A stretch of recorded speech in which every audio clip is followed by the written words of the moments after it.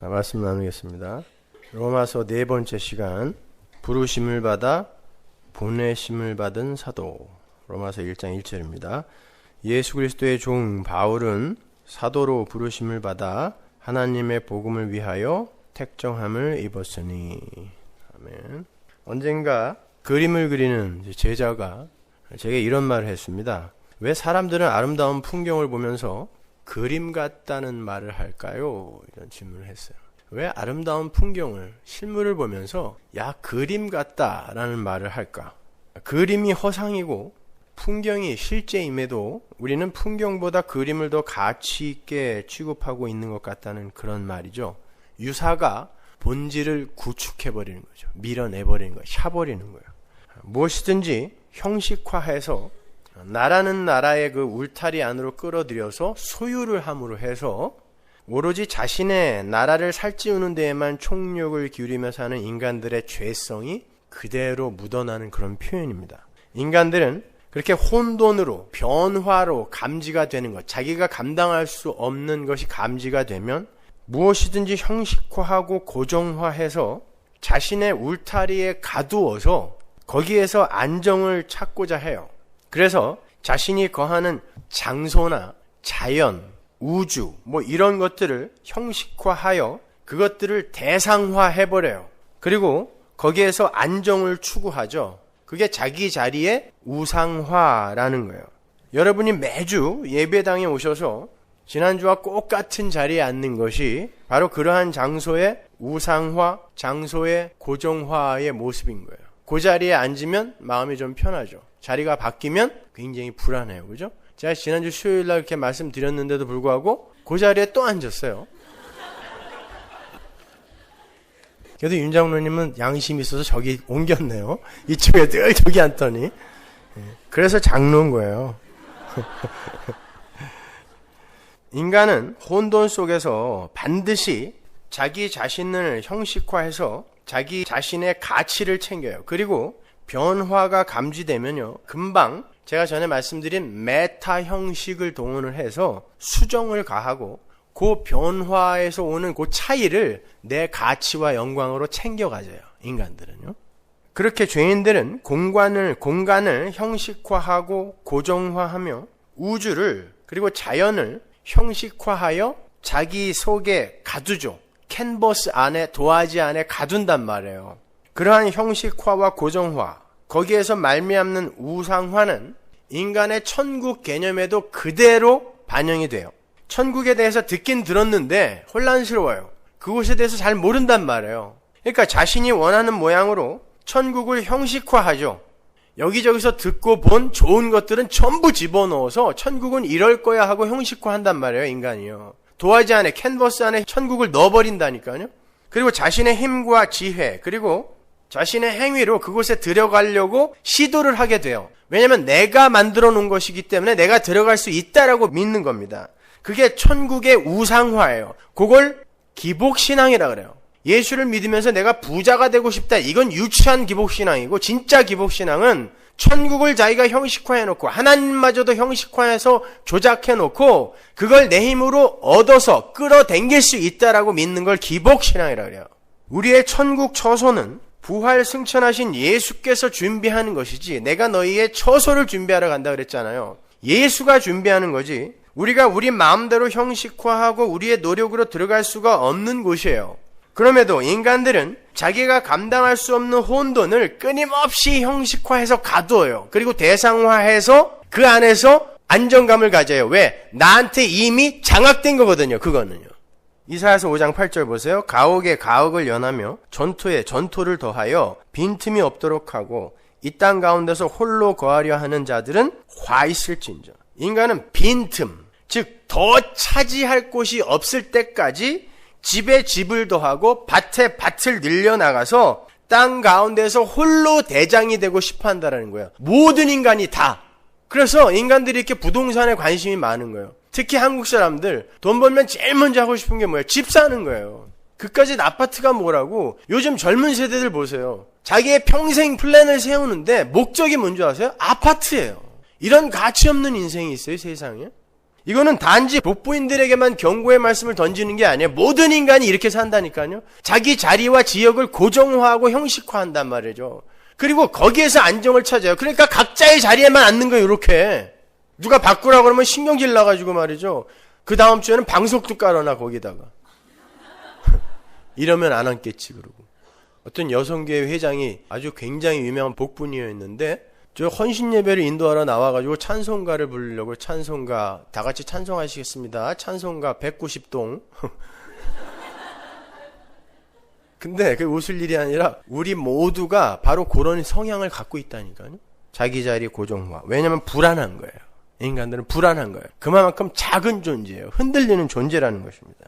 구약에 보면요. 그러한 제한과 형식화로 모든 것을 자기 존재를 살찌우려 하는 인간들의 그 죄성은 하나님마저도 성전에 가두려 한다라는 그런 내용이 나와요. 다윗이 하나님을 성전에 가두려 하죠. 하나님을 위해 보다 좋은, 보다 멋진 성전을 지어드리겠습니다 라고 말은 잘했지만 그건 인간들이 하나님을 자기가 만들어 놓은 어떤 형식과 틀에 가두려고 하는 시도란 말입니다. 그때 하나님이 뭐라 그랬어요? 내가 어떻게 인간이 만든 집에 거하겠느냐 그랬어요. 그러니까 여러분 속지 마세요. 여러분들은 그렇게 좋은 집에 살면서 하나님은 이렇게 새 방에 살면 되겠습니까? 그러니까 우리 건축헌금 내서 멋지게 지읍시다. 사기입니다. 하나님은 그런 데에 거하지 않는다 그랬어요. 그게 천국이라는 장소를 우상화해서 자신들의 행위로 그곳에 도달할 수 있다고 형식화해버리고 고정화해버리는 인간들의 죄성의 발현이에요. 천국은 인간의 행위와 자격에 의해서 형식화되지도 않고 고정화되지도 않아요. 우리에게 포착도 안 돼요. 천국은요. 여러분이 상상도 못하게 만들어 놓는다니까요. 어떻게 인간이 제한된 이성과 육신에 갇혀서 하나님과 하나님 나라를 포착합니까? 그걸 어떻게 해석합니까? 안 된단 말입니다. 근데 인간들이 만들어 놓은 거예요, 그거를. 인간의 형식화와 고착화의 노력은요, 역사 전체를 관통하면서 인간의 보편적 특징으로 지금 들춰지고 있는 거예요. 우리의 인생 속에서도 들춰지고 있어요. 그래서 진짜 실물의 풍경보다 그림이 더 가치 있게 여겨지게 되는 거예요.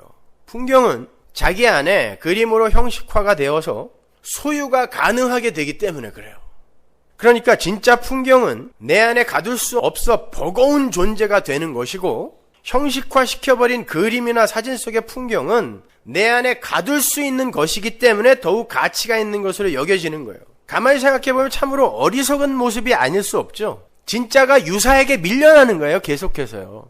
그게 인간의 한계인 거예요. 그건 엄밀히 말해서 현실을 버거워하는 인간들의 가상현실의 추구라고 할 수가 있어요. 제가 지금 이런 말씀을 드리는 이유는 인간들의 그러한 형식화와 고정화에서 비롯된 가상현실의 추구가 천국에 대한 소망 혹은 이 땅에서 하나님 나라 살기라는 이런 멋진 이름으로 위장이 되어서 마치 훌륭한 신앙인의 지표로 삼아지고 있다는 것을 경고하기 위함이란 말입니다. 제가 그 제자의 말을 들으면서 떠올린 사람이 미디어 아트의 대가인 제프리 쇼였어요.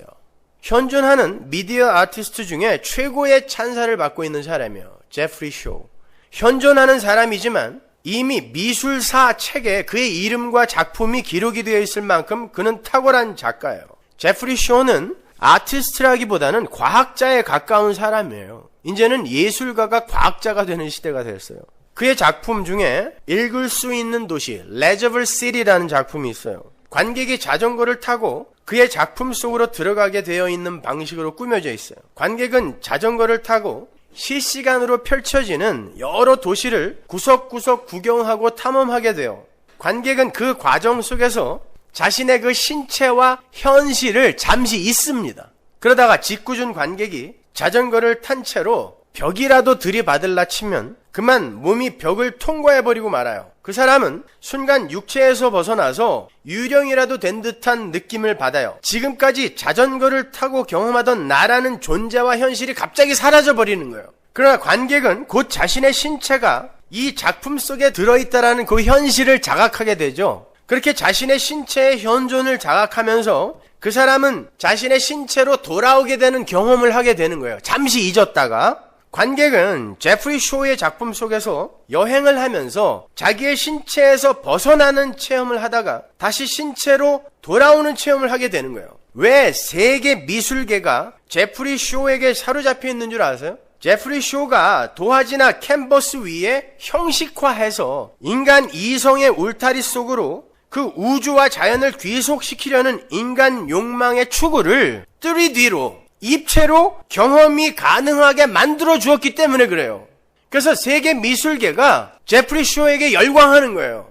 원래 미술이 추구하는 바가 그거였다는 것을 지금 들키고 있는 것입니다. 제프리 쇼 앞에서 제한된 시간 안에서 잠깐이지만 자신만이 그 현실의 주인공이 되어서 다른 움직이는 것들의 그 보잘것없음을 마음껏 즐기게 해주기 때문에 그래요. 미술 작품이라는 게 그렇잖아요. 인간이 어떤 작품을 감상할 때 그 작품이라는 대상은 살아있는 내 앞에서 보잘것없는 죽은 것으로 여겨지게 되어 있어요. 그래서 나라는 신이 대상으로서의 작품을 감상의 대상으로 놓고 내가 감상을 하는 거예요. 그래서 얘는 나에게 장악되어 있기 때문에 거기에서 내가 아름다움을 느끼는 거예요. 나에게 장악되지 않으면 인간은 두려움을 느낀단 말입니다. 공포를 느끼게 되어 있어요. 근데 제프리 쇼의 작품 속으로 내가 들어가면 내가 주인공이에요. 이 세상의 모든 게 다 대상화되어 버리고 내가 주인공이 된단 말입니다. 그게 인간의 죄성인 거예요. 모든 걸 형식화시키고 고착화시켜서 내 소유 안으로 끌어들여 버리는 거예요. 모든 사람들이 다. 그래서 지하철이나 전철에 타면 일단 내 자리부터 확보하죠. 자기 자리 고정화예요. 그것이. 내 자리부터 확보해요. 그래서 할머니 할아버지들이 혹시 내 앞에 와서 서 있으면 자는 척하는 거예요. 내가 확보한 내 자리 뺏기기 싫은 것입니다. 내가 이 고정화해 놓은 이 자리에서 일어나면 또 어디로 가야 되는지 나는 또 필요해야 되거든요. 그래서 만원 버스에 들어가도 쑤시고 들어가서 자기 자리는 확보하는 거예요. 의자 앞에, 기둥 옆에, 손잡이 옆에 이렇게. 인간은 그렇게 모든 것을 대상화시켜 놓고 그것을 감상하는 자리에 나를 올려놓음으로 해서 거기서 희열을 느끼게 되어 있어요. 그렇게 자기의 신체와 현실을 벗어나서 가상의 공간을 체험하게 되는 걸 가상현실 혹은 그보다 더 진보된 개념이 증강현실이라는 거예요. 그리고 그보다 더 위에 게 혼합현실이라는 거예요. 그러한 미디어 아트를 상업용으로 활용을 해서 큰 성공을 이룬 게 닌텐도 위입니다. 제프리 쇼의 예술 작품을 닌텐도가 홀랑 주워 먹은 거죠. 사람들이 게임기 앞에 앉아서 자판만 두들기는 게 아니라 움직이기 시작했어요. 그 안으로 들어가는 것입니다. 거기에 내가 가상현실 속으로 들어가 버리는 거예요. 거기서 조금 더 발전되면 이제 그 안으로 실제로 들어가는 날이 곧 올 겁니다. 그거는 미래학에서만 이야기하는 바가 아닙니다, 여러분. 그래서 앞으로는 결혼할 대상이 필요 없어지는 시대도 온다 그러죠. 과연 그러하니라. 예수님이 그랬죠. 그렇게 될 거라는 거예요. 과연 그러하니라. 그러나 그게 진짜 복인 줄 아니? 예수님이 다시 되물으시죠. 과연 그러하니라. 너희들은 천기를 분별할 줄 알고 너희들이 이렇게 됐으면 좋겠다라고 많은 희망을 내어놓는데 과연 그렇게 될 거야. 될 거야. 그러나 그게 진짜 복인 줄 아니? 라고 하나님이 물어보시잖아요. 그러한 첨단의 게임기가 탄생하게 된 단초인물, 그게 바로 제프리 쇼예요. 제프리 쇼는요, 이제 21세기 이후에 인류는요, 파타피지컬 스페시스, 파타피지컬, 즉 과학과 은유가 뒤섞인 상태, 현실과 가성이 뒤섞인 상태를 살아가는 존재가 된다는 거야. 모든 인간이 다. 그건 메타포, 은유와는 조금 다른 거예요. 포탄이 떨어지고 총알이 날아다니는 전쟁터가 이게 현실이라면 장기판 위에서 그걸 그대로 옮겨다가 장기 알로 싸우는 걸 메타포라고 그러죠. 은유라고 한단 말이에요. 그걸. 장기판 위에서 여러분 전쟁이 벌어지고 있는 거예요. 바둑판도 마찬가지고. 그게 은유잖아요. 그런데 장기판 위에서 작은 인간이 실제로 싸우는 걸 파타포라고 하는 거예요. 어디서 봤어요? 해리포터에서 봤잖아요. 영화면 영화, 책이면 책, 뭐 교양 수준이 맞아야 이거. 루이스 캐럴이 그러한 파타피지컬을 소재로 이상한 나라의 앨리스라는 소설을 쓴 거예요. 이제 인류는 가상현실이나 증강현실, 그 혼합현실 속에서 진짜 현실을 잃어버리게 될 것이라는 거예요. 가짜가 진짜가 되고 진짜가 실종이 되어버리는 거예요. 영화 매트릭스의 현실이 진짜 이 세상에 일어나게 될 거란 말입니다. 디카프리오의 셔터 아일랜드의 그 현실이 우리에게 경험될 거라니까요. 근데 재미있는 건 인간이라는 종자들이 가상현실 속에서는 재미있게 즐기던 걸 현실 속에서 던져주면 손살을 친다라는 거예요. 가상현실 속에서 열심히 몸을 이리저리 움직이면서 자동차 운전 게임을 하던 남편에게 장거리 운전을 하라고 운전대를 주잖아요? 신경질 냅니다, 이 인간이. 밥도 안 먹고 밤새 그것만 하던 놈이 그렇게 좋으면 우리 여행 가자. 가는데 당신이 운전해 하고 딱 주잖아요. 그러면 왜 내가 이걸 해야 되냐고 싶어요. 가상현실 속에서는 그렇게 재미있게 하던 걸 왜 실제 현실 속에서는 거부합니까, 여러분? 밤새도록 밥도 안 먹고 적들을 색출해서 총알을 날리던 인간이 말이죠. 군대 영장 나오면 어금니를 다 뽑고 검지손가락을 자르고 이러면서 군대를 안 갈라 그래요. MC 묵만 욕할 게 아니에요. 우리 모두가 바로 그런 죄성을 갖고 있다니까요. 인간들은요, 그렇게 진짜 현실에서는 자꾸 탈출을 하고 탈주를 하려고 해요. 그리고 가상의 현실 속으로 숨으려고 해요. 그러한 현상은 제프리 쇼의 예언처럼 21세기 이후에 나타날 현상이 아니라 파타피지컬 종은요, 21세기 이후에 나타나는 그런 종이 인류의 종이 아니라 아담이 선악과를 따먹은 그때부터 인간은 그렇게 살기 시작했다니까요. 인간은 하나님의 은혜를 차압당한 뒤에 저주 아래 놓인 이 세상에서 파라피지컬 스페시스의 삶을 이미 살고 있어요. 죄를 짓고 하나님의 저주를 받은 이 세상의 현실이 인간들에게는 버겁습니다. 사망의 증상들로 가득 차 있고 인간의 이성 속에 갇히지 않는 이 수많은 혼돈들이 인간들에게는 버거워요. 그래서 자꾸 숨는 거예요. 그래서 자기 나름대로 역사와 현실을 형식화하고 조작을 해서 그 속에서 안정을 찾으려 하는 거예요. 그러한 인간들의 추구는 그들의 마음속에서도 들켜집니다. 지금 여러분 가슴 속에 곱게 감추어둔 그리움, 추억 이런 걸 하나씩 한번 떠올려 보세요. 그리움, 추억. 그건 그 단어 자체로서 아름답고 가치 있어 보여요. 그렇죠? 그리움, 추억. 그런데 그 당시에는 그게 그렇게 가치 있는 건지 몰랐죠. 그래서 더 애틋한 거 아닙니까? 더 아련하고. 야, 그때 왜 그게 가치 있다는 걸 내가 몰랐지? 그 말은요, 그 그리움과 추억의 대상이 지금 현실에서 여러분에게 주어져도 여러분은 똑같이 그걸 가치 없게 여길 수 있다는 말입니다. 실제로 그렇잖아요. 실제로 여러분이 그리워하고 추억하던 것을 진짜 현실 속에서 맞닥뜨리게 되었을 때 정말 그게 그렇게 좋던가요? 그리고 설사 그게 좋았다 하더라도 그 좋음이 얼마나 지속이 되던가요? 며칠 지속 안 됩니다. 역시 자기의 마음속에서 자신의 경험을 형식화하고 고정화시켜버리는 거예요. 인간들이요. 그래서 좋은 것만 내 것으로 취해버리는 거죠. 가치로 취해버리는 거예요. 그래서 그리움과 추억은 항상 현실보다 크게 보이는 거예요. 그래서 어떤 시인은 그리움과 추억은 그냥 그리운 대로 남겨두라 그런 거예요. 유행가 가사인가요? 시가 아니라 그리운 것은 그리운 대로 내 마음에 둘 거야. 이문세 노래네요. 지금 현실 속에 그 상황과 현실이 가장 소중한 거예요. 그 사람이 지금 현실 속에 그 사람이 여러분의 그리움 속에 있는 그 사람보다 훨씬 나은 거예요. 그러니까 다시 올 거야. 너는 외로움을 견딜 수 없어. 이런 거 하지 마세요. 그 그리움은 여러분을 지금 속이고 있는 거예요. 그건 여러분이 조작한 것입니다. 여러분이 아시다시피 이 세상은 아담의 타락 이후에 하나님의 저주 아래 던져졌어요.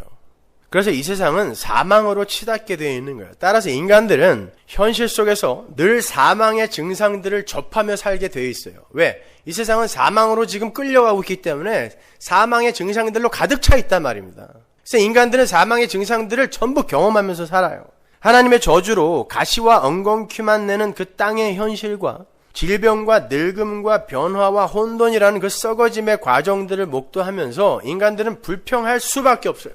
그림 속의 풍경에는 나타나지 않는 그 벌레와 진드기와 송충이와 짐승들의 배설물을 현실 속에서는 눈으로 확인해야 된단 말입니다. 그래서 그림같이 아름답다고 그러는 거예요. 그게 없는, 그건 내가 싫은 거거든요. 근데 내가 그 자연 속으로, 우주 속으로 실제로 들어가 보면 그게 보여요. 사망의 증상들이, 썩어짐의 증상들이 보인단 말입니다. 인간들은 그걸 싫어하는 거예요. 치워버리는 거예요. 자기가 좋은 것만 형식화시키고 고정화시킨단 말입니다. 그래서 야, 참 그림같이 아름답다라는 말을 하는 거예요. 진짜 현실보다 가상의 현실이 더 좋은 거예요. 결국 인간들이 자꾸 가상의 현실에 더 가치를 두고 그 가상과 유사 속으로 숨으려 하는 건 더러운 죄와 죄의 증상들과 그 결과물들이 현실 속에 가득 차 있기 때문이에요. 죄 때문이란 말입니다. 그게 죄. 왜 인간들이 컴퓨터 안으로 인터넷 속으로 자꾸 숨으려고 하는지 아세요? 죄 때문인 거예요. 죄 때문에. 그래서 인간들은요, 자기들에게 유익이 되지 않는 것들을 다 치워버리고 털어버린 뒤에 자신들이 좋아하는 것들로 형식화해버린 가상의 그림과 가상의 현실 속으로 수시로 도망가 버리는 거예요. 그 모나리자의 괴악한 성품과 까탈스러운 취향이 그림 속에서는 제거가 되죠. 아기의 짜증과 버릇없음이 천사 같은 아기 그림 속에서는 나타나지 않아요. 인간들은 그렇게 자기들이 형식화하여 조작한 그 대상을 보면서 감탄하는 거예요. 중요한 건 인간들이 이렇게 자기들이 조작하고 형식화해 놓은 세상을 진짜로 착각하며 산다라는 것입니다. 그러니까 이 세상 모든 인간들은 본다고 하면서 실제로는 허상을 보는 거예요. 가짜를 보는 거예요. 각자가 상정한 각자의 세상을 살면서 엉뚱한 상을 보며 산단 말입니다. 그걸 성경이 눈이 멀었다, 소경이다, 어둠 속에 산다라고 표현하는 거예요. 그렇게 자기가 형식화하고 고정화한 어떤 틀 속에서 이게 진짜야 라고 믿고 사는 사람들을 성경이 눈이 멀었다, 소경이다, 어둠 속에 산다라고 이야기한단 말입니다. 그러한 자들에게 빛이 찾아와서 눈을 뜨게 하는 걸 부르심이라 그래요. 오늘 우리가 거기에 대해서 공부할 거예요. 부르심. 그걸 다른 말로 구원이라 그래요. 어두움 속에서 진짜 현실을 바라보지 못하고 자신들이 형식화하고 조작한 혼합의 현실을 살아가는 인간들에게 빛이신 예수가 찾아오셔서 눈을 열어버리는 거예요. 그리고는 현실로 내동댕이 쳐버리는 거예요. 태종아, 그만 게임하고 현실로 돌아가라. 이렇게. 이태종이 게임을 많이 한다는 건 아니고요. 좋아해요.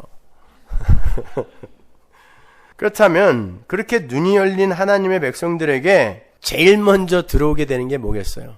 자기가 조작한 가상의 현실 속에서 눈이 번쩍 뜨여서 이 사망의 증상들로 가득한 현실로 확 내동댕이 치는 게 구원이란 말입니다. 거기에서 인간들 눈에 가장 먼저 들어오는 게 뭐겠어요? 죄입니다. 그리고 타락한 이 세상의 실체예요. 그래서 그들은 이 세상에서 유쾌하게 웃을 수가 없어요. 그들만.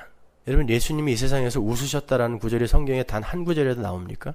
빛이 어두움에 오면 그 빛으로 어둠의 실체를 쫙 밝히는 순간 여기는 살 데가 못 되는구나를 알게 돼요. 그래서 하나님이 이 세상에서 한 번도 안 웃으신 거예요. 진짜 웃음은 천국에서나 가능한 것이기 때문에 그렇습니다. 인간들은 눈을 뜨게 되면 죄부터 보게 돼요. 그리고 그 죄 속에서 자신들의 그 신됨을 챙기기 위해서 욕망하는 인간들이 배설해 놓은 역사의 실체를 보는 거예요. 인간들은 선악과를 따먹고 자기들 스스로 신이 되어버린 후에 자신들의 가치를 챙기기 위해서 자신들의 더러움과 그들이 집단적으로 배설해 놓은 더러운 오물 같은 역사를 선하고 아름답게 위장하기 바빠요. 그래서 여자들이 이렇게 예쁘게 하고 나와도 집은 개판이에요. 근데 어느 날 당신 집에 간다 그러면 깨끗하게 치워있죠. 근데 그게 다 어디 갔는 줄 아세요? 장롱 밑바닥이나 아니면 장롱 문 열어보면 그 안에 다 들어가 있어. 쓰레기가. 우리 집은 안 그래요. 그래서 그 문 열려고 그러면 절대 못 열게 하는 거예요. 열지 마! 그 열면 큰일 나. 들켜. 위장하는 거예요. 모든 인간이 그래요. 그래서 인간들은 역사 낙관론이니 역사 진화론이니 너스레들을 떨면서 신이 된 인간의 위상을 한껏 찬양하면서 살아요. 그런데 하나님의 은혜가 임해서 어떤 무리의 눈을 열어서 하나님의 은혜가 떠난 피조세계의 실상을 똑바로 바라보게 하신단 말입니다. 그래서 부르심을 입은 자들의 입에서 아멘 주 예수여 어서 오시옵소서라는 고백이 터져 나오는 거예요. 눈을 떠보니까 이건 예수님이 안 오시면 안 되는 세상이에요. 그래서 아멘 주 예수여 오시옵소서 하는 거예요. 성도들만. 눈이 먼 자들은요. 오긴 왜 와? 왜 벌써 와? 이 살기 좋은 세상에. 오래오래 살게 해주세요. 그러는 거죠. 본문을 보시면요. 파울로스, 작은 자로 편지를 시작한 사도가 자신을 둘로스, 예수 그리스도의 종이라고 그렇게 소개를 한 후에 자기는 부르심을 입었다. 그리고 보내심을 받았다라는 말을 해요. 부르심을 입었다라는 말은 자신의 자발성과 의지를 기각당하는 그런 표현이에요. 부르심을 입었다. 누군가 날 부르지 않았으면 나는 여기에 안 왔을 것이다라는 말이거든요. 그게 부르심이에요. 마찬가지. 보내심을 받았다라는 건 하나님이 나를 사도라는 말 자체가 보내심을 받은 자니까 하나님이 날 사도로 임명하지 않았으면 난 거기 안 갔다는 거예요. 사내들인 공회원, 바리새인 그 사람 좋았어. 내가 미쳤어? 맨날 두들겨 맞고 맨날 난파되는 배에만 타야 되는 이런 인생 속에 내가 들어가게 안 들어간다는 거예요. 자기는요. 그래서 자기는 부르심을 받았고 보내심을 받았다는 거예요. 끌어당겨줬고 또 누군가 밀드라는 것입니다. 어디로. 거기에서 나는 아무것도 한 게 없는 거예요. 구속사 속에서 인간은 아무것도 할 수 있는 게 없는 거란 말입니다. 그 사도라는 단어에 대해서는 제가 그런 기독교는 없습니다 해서 자세히 설명했으니까 그거 참조하시고요. 그렇게 보내심을 받았다라는 말 역시 누군가가 자신을 보내지 않았으면, 하나님이 자신을 사도로 임명하지 않았으면 자신은 절대 그곳에 가지 않았을 것이다 라는 역시 자기의 자발성을 부정하는 그런 표현이란 말이에요. 거기에는 하나님의 주권만 오롯이 드러나죠. 부르심과 보내심이라는 단어 그 자체 안에. 근데 사도가 그러한 단어들을 끌어다가 자신을 소개하고 있단 말입니다. 난 아무것도 아니란 거예요. 그렇다면 먼저 사도 바울이 사도로, 그 보내심을 받는 자로 부르심을 받는 그 자리로 한번 가보잔 말이에요. 거기서 무슨 일이 일어났는지, 그게 무슨 이야기인지 사도행전 9장 1절 보세요. 사울이 주의 제자들을 대하여 여전히 위협과 살기가 등등하여 대제사장에게 가서 다메섹 여러 회당에 갈 공문을 청하니, 이는 만일 그 돌을 좇는 사람을 만나면 물론 남녀하고 결박하여 예루살렘으로 잡아오려 함이라. 사울이 행하여 다메섹에 가까이 가더니 호련히 하늘로서 빛이 저를 둘러 비추는지라. 땅에 엎드러져 들음에 소리 있어 가라사대 사울아 사울아 네가 어찌하여 나를 핍박하느냐 하시거늘, 대답하되 주여 뉘시오니이까 가라사대 나는 네가 핍박하는 예수라. 네가 일어나 성으로 들어가라. 행할 것을 네게 이를 자가 있느니라 하시니, 같이 가던 사람들은 소리만 듣고 아무도 보지 못하여 말을 못하고 섰더라. 사울이 땅에서 일어나 눈은 떴으나 아무것도 보지 못하고 사람의 손에 끌려 다메섹으로 들어가서 사흘 동안을 보지 못하고 식음을 전폐하니라. 사도 바울이 하나님을 섬긴다고 하면서 예수님은 믿지 않았다라는 표현이 나와요. 예수를 믿지 않았다. 그리고 그 예수님을 믿는 자들을 잡아 가두기 위해서 기세가 등등해서 이곳저곳으로 옮겨 다녔어요. 열심을 부렸어요. 그런데 그에게 지금 빛이 찾아오시죠. 빛이 찾아오세요. 그리고는 그를 부르시는 거야. 빛으로 부르세요. 왜 굳이 빛으로 오신다라는 이 말이 여기에 들어가 있는가? 이건 아주 중요한 거란 말이에요. 예수님은 그렇게 사도 바울처럼 어두움 속에 있는 자, 그래서 빛이 오는 거잖아요. 어두움 속에 있는 자들을 이렇게 표현합니다. 요한복음 12장 39절. 저희가 능히 믿지 못한 것은 이 까닭이니 곧 이사야가 다시 일렀으되 저희 눈을 멀게 하시고 저희 마음을 완고하게 하셨으니 이는 저희로 하여금 눈으로 보고 마음으로 깨닫고 돌이켜 내게 고침을 받지 못하게 하려 함이니라 하였습니다. 눈이 멀었다. 예수를 구세주로 알아보지 못하는 자들은 눈이 먼 자다라고 이야기한단 말이에요. 눈이 먼 자다. 잘 보세요. 그에게 진짜 빛이 찾아오셨어요. 눈이 먼 자, 진짜 눈이 멀었던 자에게 빛이 찾아오셨어요. 그랬더니 어떤 일이 일어나요? 그가 지금 나는 본다고 하고 열심히 하나님의 일을 하러 돌아다녔는데 빛이 찾아오니까, 진짜 빛이 찾아오니까 그의 눈이 멀어버려요. 그 말은 실제로 이 사람의 눈이 멀어 있었다는 뜻이에요. 근데 눈을 떴다고 착각하고 살았다는 걸 보여주는 거예요. 그래서 빛이 오니까 눈이 멀어버리는 거예요. 그러한 세상을 진짜 세상으로 바라보던 바울의 눈, 그 눈은 사실상 멀어 있었던 거예요. 그런데 그렇게 눈이 먼 자들은 필연적으로 어떤 삶을 살게 된다고요? 지금 사도 바울의 이 에피소드가 그걸 보여주는 거예요. 어떤 삶? 예수 그리스도를 핍박하는 삶을 살게 된단 말이에요. 그러면 예수를 핍박하는 삶이라는 게 어떤 삶이에요? 예수를 핍박하는 삶, 하나님을 핍박하는 삶이 아니라 예수를 핍박하는 삶이 어떤 삶이에요? 예수님이 하신 일을 인정하지 않는 걸 예수님을 핍박하는 삶이라 그래요. 이게 소경들의 삶이에요. 그건 무슨 말이냐면, 인간은 예수님의 그 십자가 피공로만을 의지하여 존재가 되고, 인간은 하나님의 은혜만을 의지하여 존재가 되고 구원에 이르게 된다라는 절대 의존적 존재로서의 인간의 그 불안정함을 인정하지 않는 걸 예수를 핍박한다라고 표현을 하는 거예요. 예수님의 그 다 이루심을 인정하지 않고 계속 정진하라의 정신으로 자신의 가능성을 놓지 못하는 거, 즉 예수를 의지하지 않고 자신의 힘과 세상의 가능성을 의지하는 것, 그걸 예수를 핍박한다라고 하는 거예요. 예수님이 하신 일을 인정하지 않는 거니까. 그런 면에서 작년에 세상을 떠난 세계 번영의 신학의 창시자라 할 수 있는 오랄 로버츠나 긍정의 힘의 머리 로버트 슐러, 수정교회의 로버트 슐러나 조엘 오스틴은 예수를 전한 사람들이 아니라 예수를 핍박한 사람들인 것입니다. 빛은 우리에게 찾아오셔서 바로 그러한 어두움의 모습을 적나라하게 까발리고 그 어두움의 세계에서 눈이 멀어 살던 자들을 빛의 세계로, 다시 말해서 은혜의 세계로 끌어당기는 거예요. 그걸 부르심이라고 한다니까요. 이 세상에서 커지고 부흥하고 잘 되는 게 진짜 복이 아니구나를 알게 되는 거예요. 그걸 부르심을 받은 자의 눈뜸이라고 하는 거예요. 그렇게 성도에게 찾아와서 성도를 어둠 속에서 건져내는 은혜의 빛이 처음 등장하는 곳이 창세기 1장이에요. 거기서부터 출발해서 사도행전 9장에 사도 바울의 그 부르심의 장면까지 달려가면요, 왜 부르심을 입은 자들이 없음의 자리로 밀려 내려가게 되는지 잘 알게 돼요. 창세기 1장으로 가볼게요. 2절. 땅이 혼돈하고 공허하며 흑암이 깊음 위에 있고 하나님의 신은 수면에 운행하시니라. 하나님이 가라사대 빛이 있으라 하심에 빛이 있었고 그 빛이 하나님을 보시기에 좋았더라. 하나님의 빛과 어두움을 나누사 빛을 낮이라 칭하시고 어두움을 밤이라 칭하시니라. 저녁이 되며 아침이 되니 이는 첫째 날이니라. 하나님이 창조를 하시는데 그 배경이 혼돈과 공허와 흑암이에요. 어두움이란 말이에요. 그 어두움에 빛이 비추는 것이 창조의 시작입니다. 이 일이 지금 사도 바울의 인생 속에서 재현되고 있는 거예요.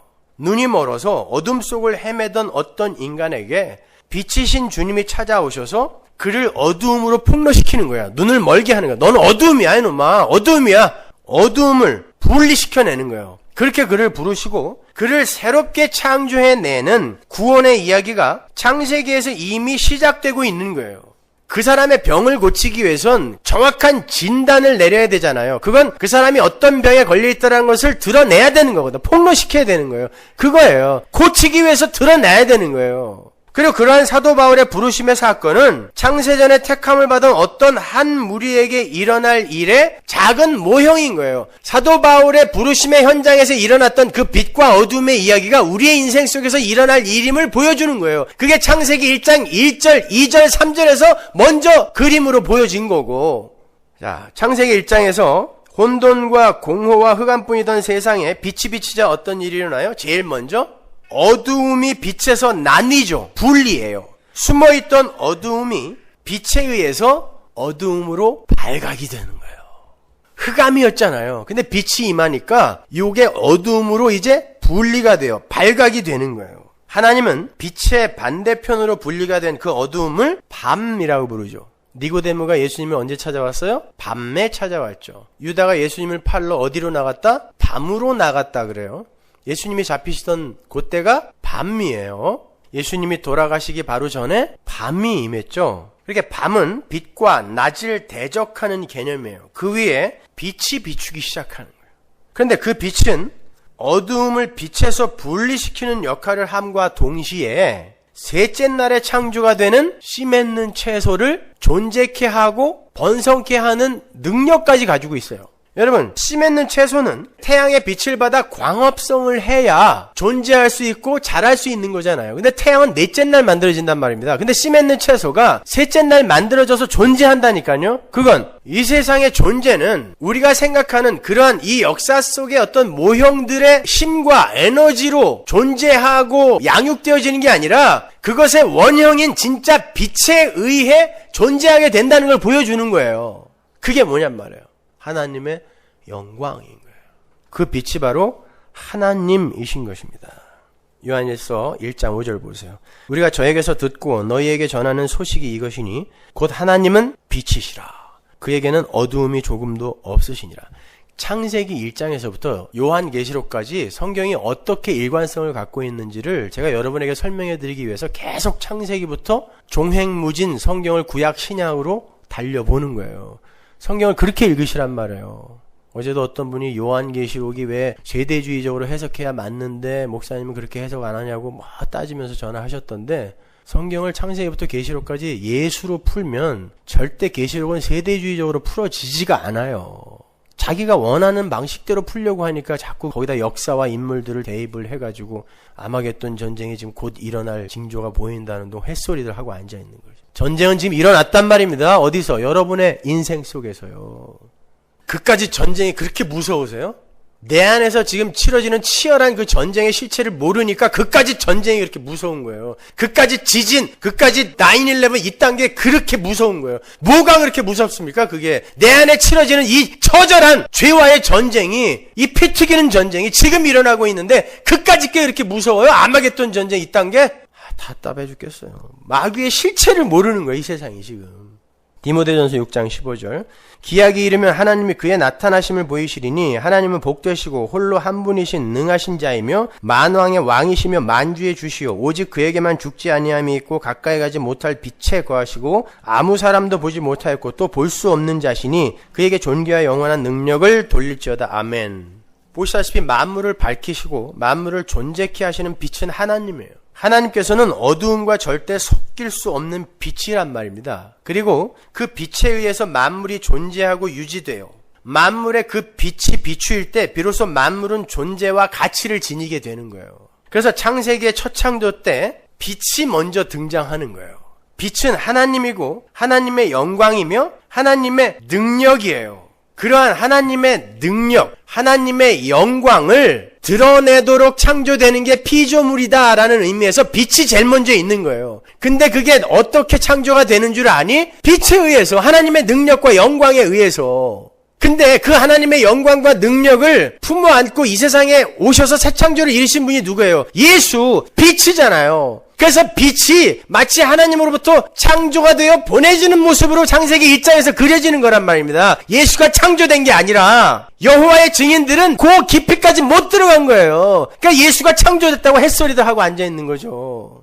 하나님에 의해 보내진 하나님, 하나님의 영광에 의해 보내진 하나님. 그래서 빛이 창조의 맨 선두에 서는 거예요. 요한복음으로 가면 빛이 오잖아요. 그리고 창조의 첫째 날, 둘째 날, 셋째 날이 그대로 달인 그림으로 그려져 있지 않습니까? 빛은 하나님의 영광을 그대로 담은 예수란 말입니다.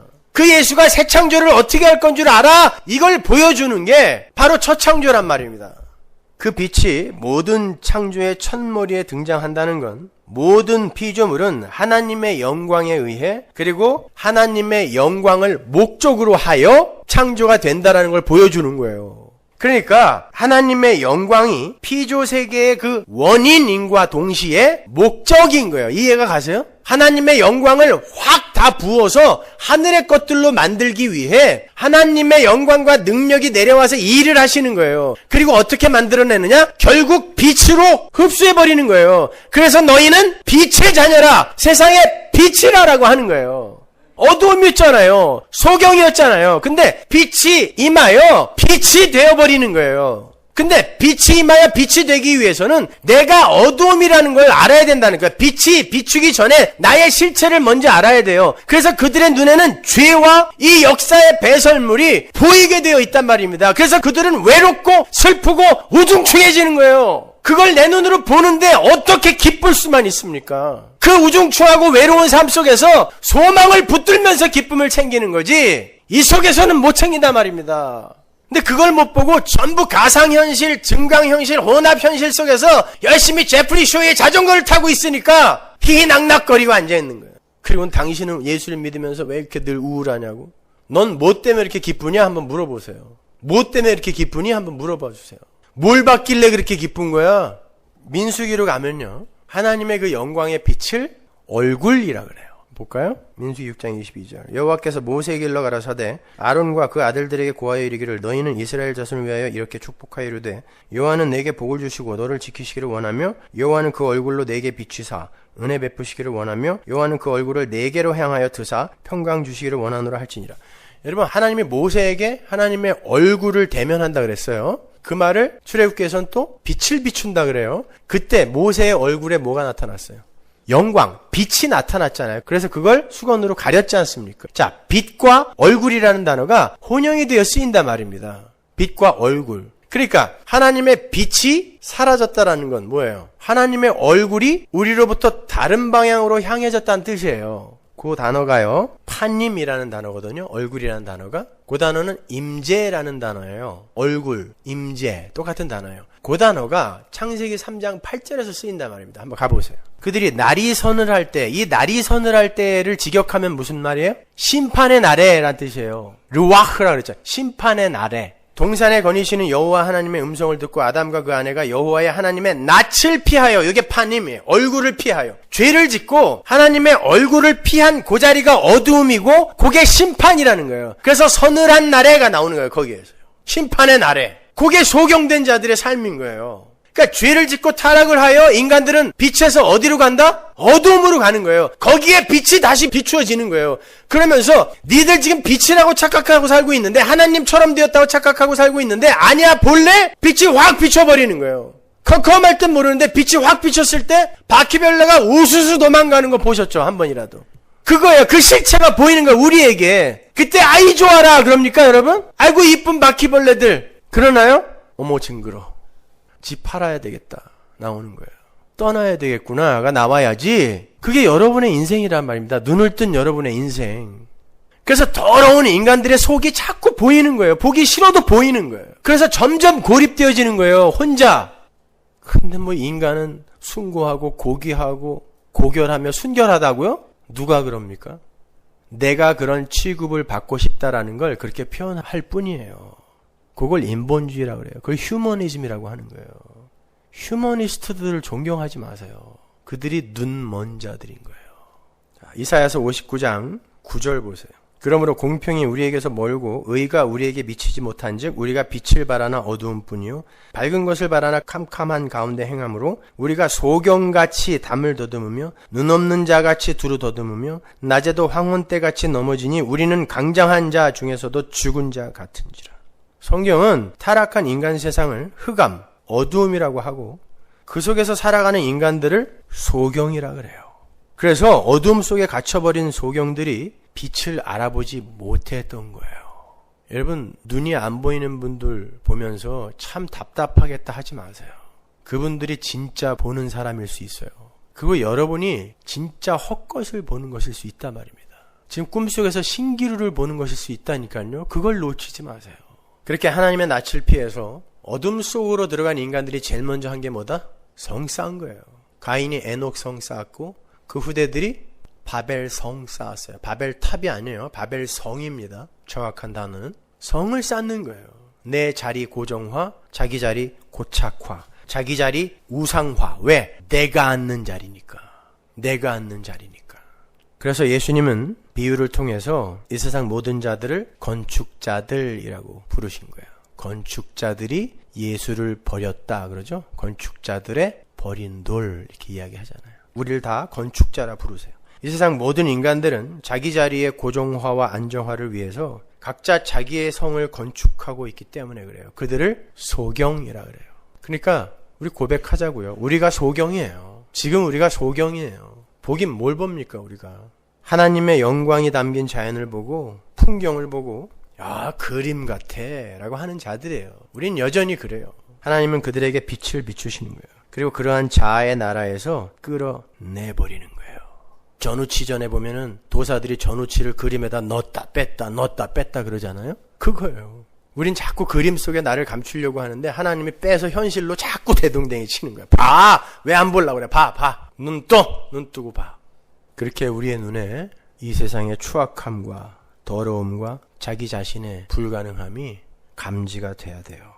이사야서 42장 6절 보세요. 나 여호와가 의로 너를 불렀은즉 내가 네 손을 잡아 너를 보호하며 너를 세워 백성의 언약과 이방의 빛이 되게 하리니 네가 소경의 눈을 밝히며 지금 예수님 하나님의 종에 대한 이야기예요. 네가 소경의 눈을 밝히며 갇힌 자를 옥에서 끌어내어 흑암에 처한 자를 간에서 나오게 하리라. 흑암, 소경 계속 나오죠. 내가 소경을 그들의 알지 못하는 길로 이끌며 세상의 반대 방향으로 이끈단 말이에요. 요한복음 마지막 장에 예수님이 베드로에게 하신 말과 똑같은 말이에요. 그들의 알지 못하는 첩경, 지름길로 인도하며 흑암으로 그 앞에 광명이 되게 하며 구분대를 곧게 할 것이라. 내가 이 일을 행하며 그들을 버리지 아니하리니. 하나님께서 소경이 되어서 자기 둘레에 성을 쌓으며 자기 자리 고착화, 자기 자리 형식화, 우상화에 빠져있는 자들 거기서 꺼내낸다는 거예요. 바벨론에서 꺼내낸다라는 것입니다. 그렇게 해서 무엇을 성취한다? 이사야서 60장 1절로 가보세요. 일어나라 빛을 발하라. 이는 내 빛이 이르렀고 여호와의 영광이 네 위에 임하였음이니라. 보라 어두움이 땅을 덮을 것이며 캄캄함이 만민을 가리우려니와 오직 여호와께서 내 위에 임하실 것이며 그 영광이 내 위에 나타나리니 열방은 네 빛으로 열왕은 비치는 내 광명으로 나오리라. 다시는 낮에 해가 네 빛이 되지 아니하며 달도 내게 빛을 비추지 않을 것이요 오직 여호와가 내게 영영한 빛이 되며 내 하나님이 네 영광이 되리니 다시는 네 해가 지지 아니하며 네 달이 물러가지 아니할 것은 여호와가 네 영영한 빛이 되고 네 슬픔의 날이 마칠 것입니다. 내 백성이 다 의롭게 되어 영영이 땅을 차지하리니 그들은 나의 심은 가지요 나의 손으로 만든 것으로서 나의 영광을 나타낼 것인즉 그 작은 자가 천을 이루겠고 그 약한 자가 강국을 이룰 것이라. 때가 되면 나 여호와가 속히 이루리라. 참 복음의 핵심이 여기 다 들어가 있죠. 니들 주위에 성 쌓아서 자꾸 땅에 땅을 가옥에 가옥을 확보하려고 하지 말라는 거예요. 언젠가 영영이 너희들이 땅을 차지할 날이 온다라는 거예요. 하나님의 땅, 약속의 땅. 그리고 너희들이 지금 태양을 빛의 이 발광체 중 최고로 여기고 있는데 그게 필요 없는 날이 온다라는 건 뭐예요? 이 역사 속에서 우리가 의지하고 있는 가치들이 이제 싹 사라지는 날이 온다는 뜻입니다. 진짜 원형이 올 거니까 그걸 보게 해주는 걸 소경의 눈을 뜨게 해준다라고 표현하는 거예요. 그걸 보게 해주는 거. 그러니까 그들의 눈에 이 세상의 빛으로 여겨지는 것들, 이 세상의 가치로 여겨지는 것들이 어떻게 보여야 되겠어요? 이거 가짜구나, 그림이구나, 그림 속의 태양이구나를 보게 되는 거예요. 그들이 눈 뜬 자입니다, 여러분. 인간들의 육적 기대와 욕망과 의지를 부수시고 진짜 실체를 드러내시기 위해서 빛이 오셨단 말이에요. 그러니까 신기루처럼 확 드러나는 거예요. 아주 이쁘고 아름답고 소중하고 완소남 완소녀로 가득 차 있는 세상인 줄 알았더니 빛이 확 비춰서 엑스레이처럼 확 폭로시켰더니 다 좀비예요. 그게 내 눈에 보여야 된다니까요. 욕망하는 인간들의 배설물인 이 역사의 실체를 여러분이 꼭 보셔야 된단 말입니다. 이 역사가 지금 어디로 흘러가고 있는지 요한계시록에 바로 이사야서의 이 예언이 완료가 되어 있어요. 한번 볼까요? 계시록 21장 23절. 그 성은 하나님이 준비한 성이에요. 우리가 건축하고 우리가 형식화해 놓은 그런 성 아니고 그 성은 해나 달의 비춤이 쓸데없으니 이는 하나님의 영광이 비치고 어린 양이 그 등이 되심이라. 이 세계, 이게 진짜 빛이고 이게 진짜 가치라는 걸 알게 해주는 이 세계가 완료된 하나님 나라라는 거예요. 그럼 눈이 뜬 자들은, 이 빛에 의해 눈이 뜨여진 자들은 어떤 걸 먼저 봐야 되냐고요? 세상의 부질없음, 세상의 추악함, 더러움. 근데 여기서 대장되게 해달라는 게 기독교 아닙니까, 오늘날? 그걸 누가 기독교라고 합니까? 사람을 살게 하는 힘, 사람을 살게 하는 진짜 가치는 하나님의 그 임재에서, 파님, 하나님의 얼굴빛에서, 그 하나님의 영광의 빛에서 비롯되는 것이라는 것을 우리가 아는 거예요. 그걸 구원받은 성도의 삶이라고 하는 거예요. 그리고 이 세상의 가치와 힘은 유한한 것이며 실체가 아닌 유사요, 모형이라는 걸 우리가 아는 거예요. 그렇게 해서 이 세상과 이 세상의 가치에서 자꾸 마음을 놓아가게 되는 것, 그걸 진짜 눈을 뜬 부름받은 자의 삶이라고 하는 거예요. 그렇게 인간들이 형식화시키고 조작해 놓은 가상현실, 증강현실, 혼합현실 속을 빠져나와서 이 역사와 우주의 실체인 어두움을 보게 되는 자, 그 자가 부르심을 받은 성도인 거예요. 어디서 부르심을 받았는지, 무엇에 의하여 부르심을 받았는지 아시겠죠? 사도 바울이 왜 작은 자, 파울로스, 종 이렇게 시작하는 로마서 1장 1절에 이 단어를 왜 썼는지 아시겠죠, 여러분? 복음은 니들이 아무것도 아니다라는 걸 아는 데서 시작되는 거야를 가르쳐 주는 거예요.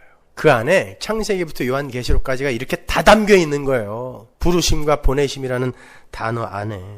예수님이 이 세상에 오셔서 얼마나 이 세상을 직면하여 보기가 어려우셨으면 이사야서가 그분이 살면서 이 세상을 보면서 어떠한 모습으로 사셨는지 이렇게 묘사를 합니다. 이사야서 52장 13절 보세요. 여호와께서 가라사대 보라 내 종이 형통하리니 받들어 높이 들려서 지극히 존귀하게 되리라. 예수님이에요. 이왕에는 그 얼굴이 타인보다 상하였고 그 모양이 인생보다 상하였으므로 무리가 그를 보고 놀랐거니와. 예수님이 이 세상에 오셔서 어둠의 실체를 보니까 도대체 이 근심과 아픔과 슬픔이 떠나질 않아서 얼굴이 다른 이보다 보편적 모든 인간이에요. 인생이라는 건 훨씬 더 상했다는 거예요. 그래서 예수님이 30이 간 넘었는데 사람들이 그를 어떻게 봤어요? 넌 50쯤 됐겠다 이렇게 본 거예요. 네가 50도 안 되었거늘 그러죠? 30이 간 넘은 사람이 50살의 얼굴을 갖고 있었어요. 그것도 잘생기기나 했어요. 사람들이 보고 얼굴을 돌렸을 만큼 못났다 그랬어요. 흠모할 만한 풍채도 없어요. 키도 조그매, 얼굴도 못생겨. 거기다가 겉늙어갖고 30살짜리가 50살짜리. 그러니까 동안 자랑하지 마세요. 그 사람들은 지금 이 세상의 실체를 잘 못 보고 있는 거예요. 게다가 빛은 이 세상의 어둠을 밝히기 위해서 그 자신이 어두움을 경험해야 돼요. 그게 하나님 나라의 삶의 원리입니다. 그래서 빛은 더욱 심기가 불편할 수밖에 없어요. 이사야서 42장 18절 보세요. 너희 귀머거리들아 들으라. 너희 소경들아 밝히 보라. 소경이 누구냐? 내 종이 아니냐? 누가 나의 보내는 나의 사자같이 귀머거리겠느냐? 누가 나와 친한 자같이 소경이겠느냐? 누가 여호와의 종같이 소경이겠느냐? 하나님께서 보내신 빛이 소경을 지금 건지는데, 이사야서의 전개 과정을, 이 내러티브를 보세요. 빛이 어두움에 가서 그 어두움을 빛으로 비추는데 정작 누가 소경이 된다는 거예요. 빛으로 보내주신 예수가 소경이 된다는 거예요. 그 소경임을 경험한다는 건 먼저 예수가, 내 이 어두움과 소경됨을 예수가 가져가고 그 빛을 나에게 선물해 주시는 거예요. 마찬가지, 우리는 빛이잖아요. 이 세상에서 그 어둠을 먼저 경험하는 거야. 내가 어둠이구나, 내가 소경이구나를 먼저 아셔야 돼요. 그래서 여러분은 여러분이 그렇게 잘난 인간이 아니다라는 걸 성경을 알면 알수록 더욱더 깊이 깨달으셔야 돼요. 내가 죄인 중에 괴수구나. 여러분, 예수님께서 하나님으로부터 어떤 취급을 받았어요? 십자가 위에서. 나의 하나님 어찌하여 나를 버리시나이까 그랬죠. 그 말은 하나님이 얼굴을 돌렸다는 뜻이에요. 얼굴은 뭐? 파님은 뭐? 임재는 뭐? 빛이란 말이에요. 빛이 떠나갔어요. 그러니까 흑암이 3시간 동안 있었던 거예요, 거기에. 예수님이 그 일을 겪었어요. 그래서 예수님이 그렇게 나약하게 나의 하나님 어찌하여 나를 버리시나이까? 왜 내게서 얼굴을 돌리시나이까? 라는 말을 하신 거예요. 그건 이 세상에서 죽어간 순교자들보다 못한 모습이죠. 순교자들은 어서 불을 붙여라 이러고 갔다니까요. 다들 자기를 화형시킬 그 나무에다가, 토마스 크랜머 같은 사람은요, 자기가 메리 여왕 때 개신교 안 믿겠다고 사인한 그 손을 먼저 집어넣었어요. 에이 나쁜 손, 너 먼저 타라 이놈아. 그리고 지글지글 타는 그 불에다가 지 손을 먼저 넣어서 이게 다 녹아내릴 때까지 가만히 있었다니까요. 그리고는 나를 묶어서 태워라 그랬단 말입니다. 근데 예수님만 나의 하나님 어찌하여 나를 버리시나이까 이랬단 말이에요. 왜? 하나님이 진짜 그 예수님에게서 떠나버렸단 말입니다. 그 시간 동안에. 그러나 순교자들은 하나님이 그와 함께 있어서 참았다니까요. 예수님은 그 자리로 간 거예요. 순교자들과 예수를 함부로 비교하지 마십시오.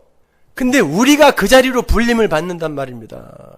이 인생의 과정 동안에 하나님이 여러분에게 침묵하시는 듯한, 하나님이 여러분을 버린 것 같은 경험을 하게 해주세요. 그 속에서 여러분은 나는 이렇게 버려져도 마땅한 자라는 고백을 할 수 있는 자가 돼야 되는 거예요. 그런데 하나님께 그냥 악을 빡빡 쓰면서 내가 하나님께 해드린 게 얼만데 나를 이렇게 취급하냐고 이러고들 앉아있는 거죠. 온통 기도의 제목은 전부 그거예요. 나 외면하지 말라고. 우리는 외면 받아야 마땅한 존재라는 걸 배우고 가는 거라니까요. 근데 무슨 기도의 응답들을 그렇게들 원하고 앉아있는지. 이렇게 창세기 1장의 첫째 날에 창조된 빛은 빛이신 하나님의 영광을 그대로 간직한 채 하나님의 의해 부르심을 입고 보내심을 받은 성자 하나님의 영광을 가리키는 거예요. 요한복음 1장 1절 보세요. 태초에 말씀이 계시니라. 이 말씀이 하나님과 함께 계셨으니 이 말씀은 곧 하나님이시니라. 그가 태초에 하나님과 함께 계셨고 만물이 그 말씀으로 말미암아 지은 바 되셨으니 지은 것이 하나도 그가 없이는 된 것이 없느니라. 그 안에 생명이 있었으니 이 생명은 사람들의 빛이라. 빛이 어둠에 비치되 어두움이 깨닫지 못하더라. 창세기 1장이잖아요. 그렇죠? 빛이 만물을 창조했대요. 빛이. 근데 어두움이 빛을 알아보지 못해요. 그러니까 빛이 쫙 임하면 어두움이 분리되어 버리는 거예요. 드러나는, 폭로되는 거예요. 그리고 결국은 그 어둠을 확 다 몰아내버리는 거예요. 빛이요. 그 과정을 우리가 인생 속에서 겪는다니까요. 요한복음 8장 12절 예수께서 또 말씀하여 이르시되 나는 세상의 빛이니 나를 따르는 자는 어두움에 다니지 아니하고 생명의 빛을 얻으리라. 그렇죠? 요한복음 9장 5절 내가 세상에 있는 동안에는 세상의 빛이로라. 11장 9절 예수께서 대답하시되 낮이 12시간이 아니냐.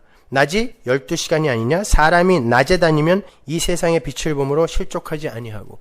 내가 있을 때는 빛이다 그랬어요. 그거를 창세기에서는 빛이 있는 동안은 낮이다 그랬죠. 근데 예수님이 오셨으니까 낮이에요. 근데 낮이 12시간이라는 뜻은 기회가 있다는 뜻이에요. 내가 살아있으므로 기회가 있다라는 뜻이죠. 근데 왜 날 못 알아보느냐는 뜻이에요. 빛이 왔는데 왜 날 못 알아보느냐. 그게 창세기 1장 3절인 거예요. 빛과 어둠이 분리되는 거예요. 그렇게 하나님의 나라의 삶의 원리는 빛이 어두움에 짓밟히는 형국으로 구원이 일어나게 돼요. 그렇게 약한 자가 되고 어두움에 물리는 모습으로 승리를 거머쥐게 되는 게 하나님 나라의 삶의 원리다라는 것을 알게 되는 자가 눈을 뜬 자인 거예요.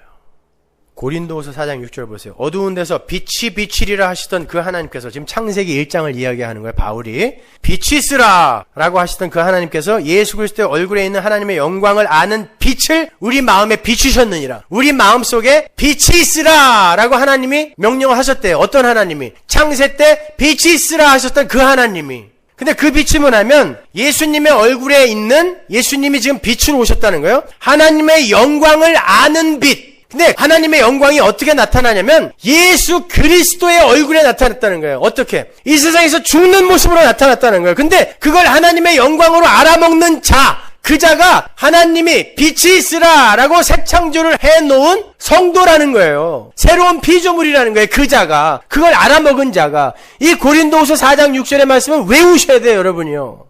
그 이야기 하는 거예요. 보세요. 창세기부터 요한계시록까지가 빛이란 단어 하나로도 예수 그리스도로 쭉 풀리잖아요.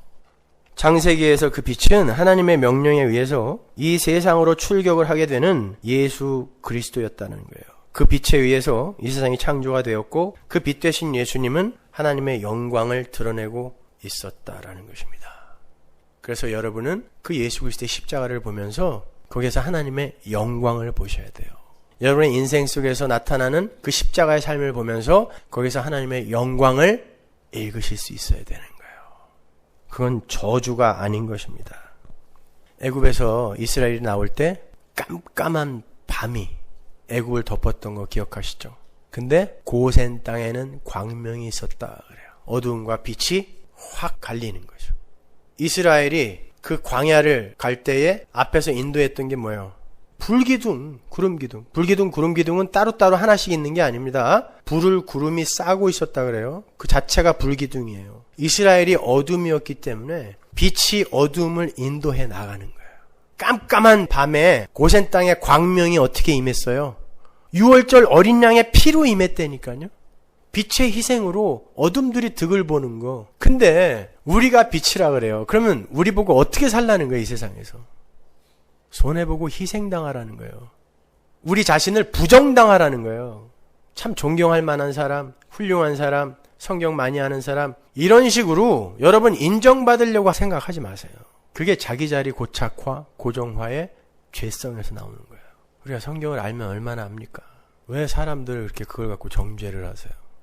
꼭 뭐라고 이렇게 성경 갖고 나서는 사람들 보면 참 유치원 수준도 안 되는 수준을 갖고 저렇게 잘난 척을 하려고 하는구나. 때때로 사람들이 저한테 이제 질문을 하면서 이메일로 저를 가르치려고 하는 사람들이 있어요. 저는 그걸 읽을 수 있어요, 그 안에서. 그런데 수준은 완전히 이제 갓 1단계 견성이라고 그러죠. 이제 밑바닥 겨우 본 사람들이 꼭 그렇게 누굴 가르치려고 그래요. 태권도 검은띠 갔다면은 괜히 가로수하고 싸우고 그러는 것처럼 그러지 마세요. 광야 40년 동안에 이스라엘을 그렇게 끌었던 그 빛이 우리의 이 광야 인생을 이끕니다. 어디로 이끈다고요? 너희들이 기대치 않는, 상상할 수도 없는, 너희들이 원하지 않는 길로 우리를 이끈다 그랬어요. 성경이 그렇게 쓰여 있으니까 여러분이 당황하시면 안 돼요. 그리고 내 인생이 왜 이렇게 꼬이느냐, 불평하셔도 안 돼요. 성경에 그렇게 써 있는데 꼬이긴 뭘 꼬여요. 왜 교회의 탄생에 불의 혀가 등장하는지 아시겠죠? 왜 빛이 등장하는지 아시겠죠? 우리가 그렇게 창조되었기 때문에 그래요. 에베소서 5장 8절 너희가 전에는 어두움이더니 이제는 주 안에서 빛이라 빛의 자녀들처럼 행해라. 착하게 살라는 거예요. 마태복음 5장 14절 보세요. 너희는 세상의 빛이라 산 위에 있는 동네가 숨기지 못할 것이요 사람이 등불을 켜서 말 아래 두지 아니하고 등경 위에 두나니 이러므로 집안 모든 사람에게 비추느니라. 이같이 너희 빛을 사람 앞에 비추게 하여 저희로 너희 착한 행실을 보고 하늘에 계신 너희 아버지께 영광을 돌리게 하라. 어떻게 하죠? 착한 행실이라 그러는데 이 착한 행실이 뭐예요? 마태복음 16장으로 가보세요. 인자가 아버지의 영광으로 그 천사들과 함께 오리니 그때 각 사람의 행한 대로 갚으리라. 착한 행실을 하라는 거예요. 안 그러면 다 죽여버리겠다는 뜻이죠. 행한 대로 갚으리라. 그러면 이 행함이 뭔지를 알면 착한 행실이 뭔지를 알겠죠. 성도에게 요구되는 착한 행실. 이 구절이 어디 붙어 있는지 연결해서 한번 읽어보세요. 마태복음 16장 25절부터 연결해볼까요? 누구든지 제 목숨을 구원코자 하면 잃을 것이요 누구든지 나를 위하여 제 목숨을 잃으면 찾으리라. 사람이 만일 온 천하를 얻고도 제 목숨을 잃으면 무엇이 유익하리요? 사람이 무엇을 주고 제 목숨을 바꾸겠느냐? 인자가 아버지의 영광으로 그 천사들과 함께 오리니 그때에 각 사람의 행한 대로 갚으리라. 어떤 행함이에요? 내 목숨이 잃어져 가는, 옛사람이 죽어가는 그러한 행함이 하나님에 의해 우리의 삶 속에 허락될 거란 말이에요. 그런데 그렇게 끌려가지 않는 자는 다 죽여버리겠다는 뜻이에요. 그게 착한 행실이라니까요. 그 행함이 없는 자는 다 죽여버리겠다는 거예요. 그러니까 여러분 인생이 이렇게 우울한 거예요. 그러니까 때때로 내가 이렇게 실패자처럼 패배자처럼 여겨지는 것입니다. 그때 사람들 붙들고 하소연하지 말란 말이에요. 그게 잘 가는 길이라고, 그게 착한 행실이라고, 그 삶, 그 행위 안 나오면 그게 빛의 행위, 빛의 자녀들의 행위라고 하는데, 그 행위 안 나오면 죽여버리겠다고 하는데, 그 행위가 나오고 있는데 왜 하소연하고 있냔 말이에요. 그 삶이 내 삶 속에 나오고 있는데 왜 하소연하고 원망하냔 말입니다. 여전히 이 형식화된 그림 속에서 내가 지챙기고 싶어서 그러는 거 아닙니까? 이 그림 속에서 몇 년이나 살 수 있을 것 같으세요? 이 제프리 쇼의 작품 속에서 몇 년이나 살 수 있을 것 같으세요? 전우치는 그림 속에 500년 있었다는데, 그래 500년 살게 해주면 만족하세요? 그리고 영원코 지옥 보내면 괜찮아요? 그래도 그림 속에서의 삶은 짧고 간결할수록 좋은 것입니다. 그리고 간편하고 간단할수록 좋은 거예요. 왜 그걸 실패요 패배로 인식을 하고 계십니까?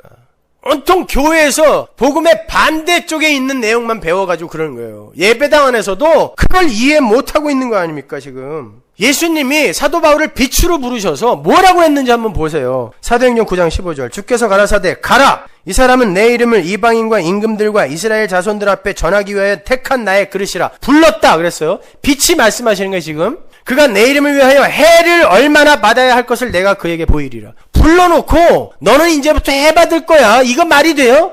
이게 부르심이란 말이에요? 부르심이란 말이에요 이게. 내 옛사람이 해를 받아 결국 죽어야 그 자리에 하나님의 풍요가 채워지기 때문에 내가 너 이제 불렀으면 넌 이제 행복 끝 고생 시작이다. 예수님이 빛이 말씀하시는 거예요. 빛이요. 그래서 사도 바울이 고린도후서 12장에 보면 내가 사도다. 나는 부르심을 받고 보내심을 받은 자다라고 이야기하면서 그 증거로 뭐를 대요? 내 약함을 쭉 나열하잖아요. 약할 때 강함이라 라고 이야기하면서 나의 약함을 부득불 자랑하리니 라고 이야기를 해요. 어떤 놈이 자기의 약함을 이력서에다 적어갖고 다녀요. 그건 다 감추어야 되는 거 아닙니까? 그런데 사도 바울은 하나님 감사합니다. 나를 이렇게 부족하게 만들어주셔서 감사합니다. 나를 이렇게 약하게 만들어주셔서 감사합니다 라고 기도를 하고 있다고요. 그리고 그걸 자랑한다니까요. 사람들에게 동네방네. 나스데반도 죽였고 광주리 타고 도망갔다. 그리고 나는 죽을 때까지 돌로도 맞아본 적이 있어. 그리고 나는 배만 타면 배가 파손이 되더라. 그럼 사람들이 넌 참 재수없는 인간이구나. 그리고 자기를 폄하할 거예요. 고립시킬 거예요. 근데도 그걸 자랑한다니까요. 왜? 이게 내가 부름받았다는 증거야 라고 자랑한단 말입니다. 그러면 부름받은 여러분은 사도 바울처럼 그 약함을 자랑할 수 있어야 되는데 그걸 감추기 바쁘잖아요. 그러니까 풍경 속으로 들어가기가 너무 겁나니까 그림을 보면서 그걸 대상화시켜놓고 아유 그림처럼 아름다워 이러고들 앉아있는 거죠. 현실 속으로 들어가세요. 거기에서 여러분이 얼마나 추악한 존재인지를 경험하고 체험하세요. 그리고 거기서 터져나오는 눈물 닦지 마시고 그때 예수를 붙드시란 말이에요. 그 눈물을 하나님이 버선발로 뛰어나와 닦아주겠다고 하지 않았습니까? 그게 요한계시록이잖아요. 그 눈물은 내가 닦아준다 그랬잖아요. 무슨 눈물? 이 세상에서 여러분이 무슨 시어머니에게 구박받고 자식 새끼 속썩이고 해서 흘리는 그런 눈물 말고 성도로서 내가 내 옛사람을 부인당해가는 그 삶 속에서 나에게 터져나오는 그 눈물 여러분이 꼭 흘려야 된다는 말이에요. 그 눈물을 하나님이 닦아주겠다고 하는 거예요. 여러분 데살로니가 후서 1장 8절 보세요. 하나님을 모르는 자들과 우리 주 예수의 복음을 복종치 않는 자들에게 형벌을 주시리니 이런 자들이 주의 얼굴과 그의 힘의 영광을 떠나 영원한 멸망의 형벌을 받으리로다. 영원한 멸망. 이게 얼굴을 떠난 거예요. 그죠? 빛을 떠난 거예요. 하나님을 떠난 거죠. 근데 그런 자들이 뭘 안 믿는다고요? 예수님의 복음을 안 믿는다는 거예요. 예수님의 복음이 뭐예요? 예수님이 다 이루셨다. 그러니까 그 앞에 항복하자. 이게 예수의 복음을 믿는 거 아닙니까? 못들을 그렇게 하겠다고 난리예요. 그런데 복음의 핵심은 테텔레스타이, 다 이루었다예요. 석가모니의 유언은 계속 정진하라. 이게 기독교의 모든 종교의 핵심 교리예요. 계속 정진하라. 정진하여 뭐를 이루라는 거예요? 인간의 가능성과 이 세상의 가능성을 입증해내라가 계속 정진하라 아닙니까? 근데 예배당 안에서도 계속 정진하라요? 테텔레스타이 다 이루었단 말입니다. 예수께서 그 앞에 항복해 들어가는 거예요. 그들에게 진짜 자유가 있는 것입니다. 그렇지 않은 자들은 빛을 받았다고 하지만 그게 곧 저주인 거예요. 마지막으로 말라기 4장 1절 보세요.